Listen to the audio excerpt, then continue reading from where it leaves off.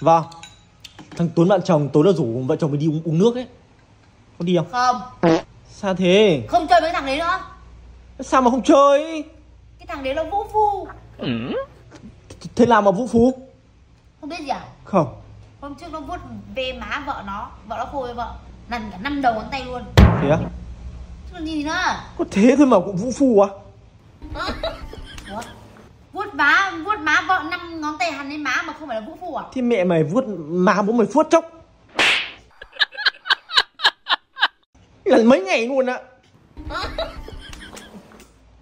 Mà cụ, Dạ. tôi hỏi nhá. Thế đàn ông đánh đàn bà gọi là vũ phu. Thế còn đàn bà mà đánh đàn ông thì gọi là cái gì?